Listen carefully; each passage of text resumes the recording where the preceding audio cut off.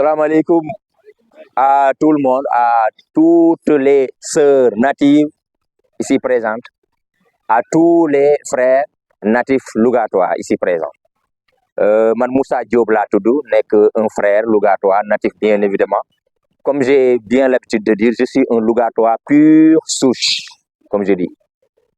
Alors, je suis professeur à l'université Gaston Berger de Saint-Louis, à la faculté de droit. Je suis un publiciste à la faculté donc de droit public. Je suis spécialisé en droit public économique. Je suis spécialisé donc en développement local. Ñun ici à Louga, ñun ñëpp fi lañ juddoo, fi lañ yaroo, fi lañ màggee, suñu lépp fi la nekk. Actuellement nii y a beaucoup d'étudiants qui sont là. Ku ci dem Europe tam continuer sa jàng boo ñëwee en vacances say bagage doo ko wàcce Dakar, doo ko wàcce Saint-Louis, doo ko wàcce Kaolack, Louga nga koy wàcc. Cela veut dire quoi? Cela veut dire que Louga moom nga am, moom nga dëkk. Donc Louga boobu nag tout le monde sait que actuellement nous tous savons que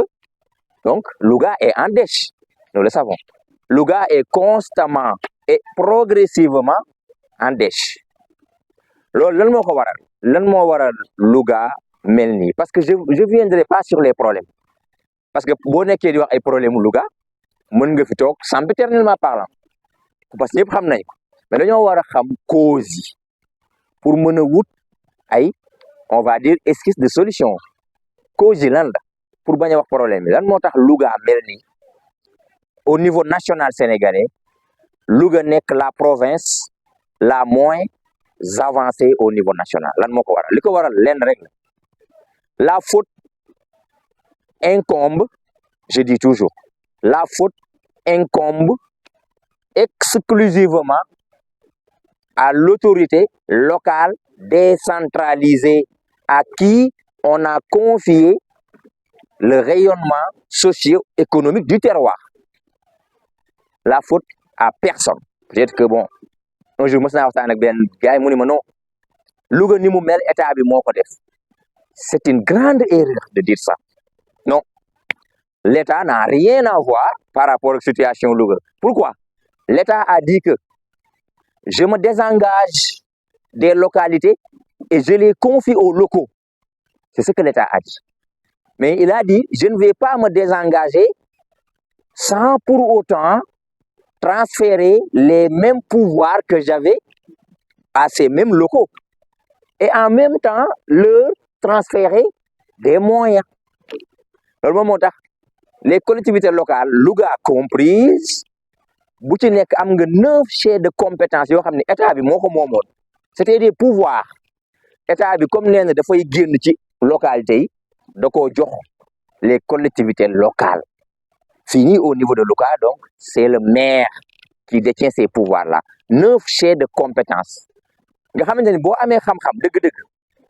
bu fekkee tu es spécialiste du développement local 9 compétences yooyu boo ci exploité rek ay milliards et des milliards la mais je pense que actuellement benn compétence kese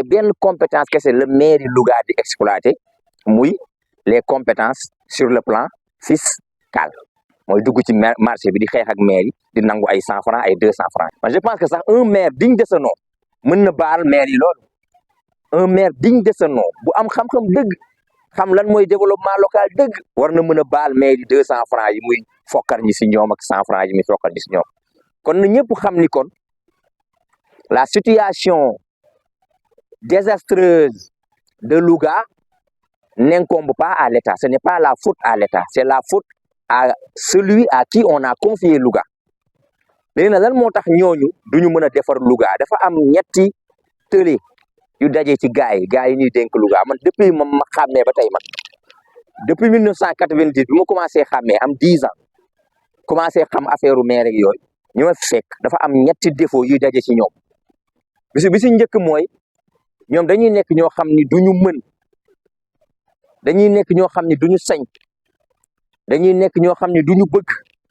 ba pare dañuy nekk ñoo xam ni duñu ñaxtu jamais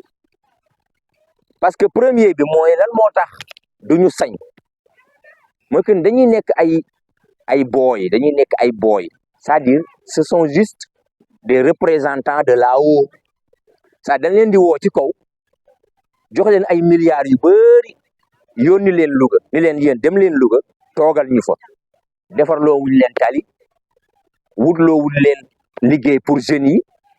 installé wuñ loo leen ay entreprise et cetera ñun daal leen lañu soxla bu ngeen eggee Louga na ngeen fexe rek ba waa Louga di ñu voteel loolu lañ leen doyee waa Louga bu ko defee xaalis boobu ñu leen jox ñu ñëw wecciku di jox waa Louga ay 5000 francs ak ay 10 000 francs ak ay 2000 francs et cetera donc ces gens là comme ñoom dañ leen a yónni ñoom amuñu leen lu ñuy décider bien évidemment parce que man boo ma yónnee mais sa volonté laay def parce que man j'ai pas de volonté quand je suis un enfant commissionnaire si je suis ton enfant commissionnaire mais je n'ai plus de volonté je vais accomplir la volonté de celui qui m'a confié la mission moo tax ñooñu duñu am lenn lu ñuy décider dañuy ñëw rek toog bu ñu bëggee def dara Louga sax dañuy woo ci kaw grand Louga de nangam ak nangam ki ci kaw mooy décider est-ce que loolu baax na wala loolu baax loolu moo tax la remarque que j'ai faite mooy que ni bien yu bëri day jóge Dakar romb Louga ñu dem Saint-Louis def ko fa dernièrement BCEAO bu bees bi ñu ibbi mais Louga la gënoon a jekk parce que Louga ëpp espace mais xool dañoo romb Louga dem ba Ndar def ko fa dernière am na benn entreprise butane de gaz boo xam ne ça va recruter énormément de monde gars yi dañoo romb Louga dem def ko Saint-Louis pourtant amul espace mais parce que ñi toog Louga dañ leen fee rek teg amuñu lenn lu ñuy décider beneen bi mooy aussi beneen défi bi mooy dañuy nekk ñoo xam ne malheureusement duñu am xam-xam aussi parce que développement local c'est pas marché à tâtons non développement local da ngay dem université comme gars yi ni nekk université ni da ngay dem jàngi ko nekk étudiant bi ba pare wëlbatiku nekk sëriñ bi la preuve est que man mii tey su ma dugaloon ci benn atelier tailleur ni ma donc ñawal lu mel nii par exemple indil ma tissu ni ma ñaw ko mais du ma ko ñaw soyons sérieux damay nekk ci machine bi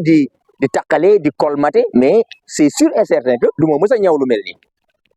léegi nag noonu la demee en fait gars yi yore Louga dañuy nekk ñoo xamante ni si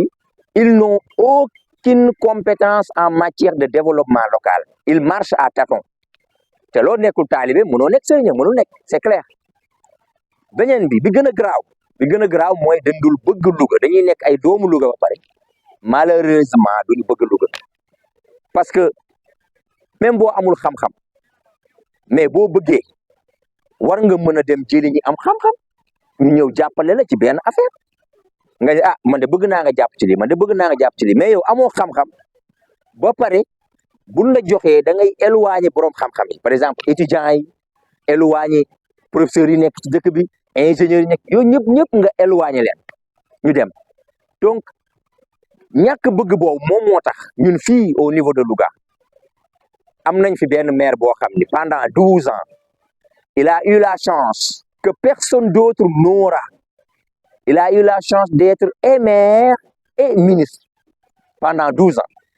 ba pare en plus sax pire dañ koo dénk ay ministère de soqali li may woowee ministère de soqali des ministères pour développer lu mel ne par exemple industrie lu mel ne petite et moyenne entreprise xoolal loolu ni mu garaaw ñu dénk la ay ministère de soqali yow dëkk ba nga dëkk industrie ya fa nekkoon sax mënoo leen a ressusciter mënoo leen a dekkiwaatal waxuma la ngay créer yeneen de mais ya fa nekk sax yow ñu dee mënoo leen a yee tegaat leen ci yoon te yow nga yore ministère de l'industrie yore ministère de la petite et moyenne des petites et moyennes entreprises Louga kenn mënu fee gis entreprise je crois que tout récemment la ñu ressuscité Sotexka tudde ko Pitex pourtant il y a quelqu'un qui était là pendant 12 ans qui a géré le ministère de l'industrialisation Sotexka nekk di nelaw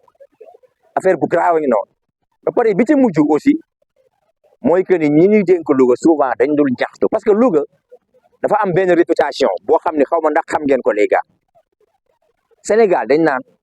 les Lougatois sont riches les Lougatois ont besoin de rien parce que les Lougatois ce sont des moodu-moodu ils ont de l'argent ils ont besoin de rien état bi tamit day dox ci li ñuy woowee commune renommée maanaam day dégg état bu dee Louga de dégg naa soxlawuñu dara Louga de dégg naa amuñu benn problème donc du fa indi dara du fa def dara donc ñin dénk Louga nag ñoom ñooy war di ñaxtu wax lan moo manqué Louga ab manqué na lii manqué na lee manqué na lee su ko defee état bi di dégg ba pare ñuy combattre pour ñu fiy indi ay investissement mais malheureusement ñin ko dénk duñ ko def te comprendre naa leen pourquoi parce que ils sont sous la coupole dañoo nekk ay njaatige maanaam dañoo nekk ay surga boo nekkee surga nag effectivement doo sañ a ñaxtu doo sañ a wax dara te lan la ñuy wax en matière de jouissance de droit lan la ñuy wax en matière de jouissance de droit dañ naan les droits de l'homme ce sont des droits résistance état pour mu jox la il faut nga laaj état du la jox mukk te laajoo tant que laajoo état du la jox moom moo dal Louga nag dañ naan Louga xiifuñu Louga kër yu rafet yi fa la nekk Louga oto yu rafet fa la nekk extra soxlawuñ dara alors que fii nous tous savons que loolu noonu c'est de l'économie domestique ce n'est pas de l'économie on va dire socio-économique c'est juste de l'économie domestique lekk naan kër gu rafet oto bu rafet loolu moo am Louga d'ailleurs il y a même pas de petit boulot pour les étudiants pour ñëri il y a même pas de centre-ville à Louga voilà les causes yi mooy loolu mooy ñeent yi ma leen limal moo tax Louga nekk situation bi mu nekk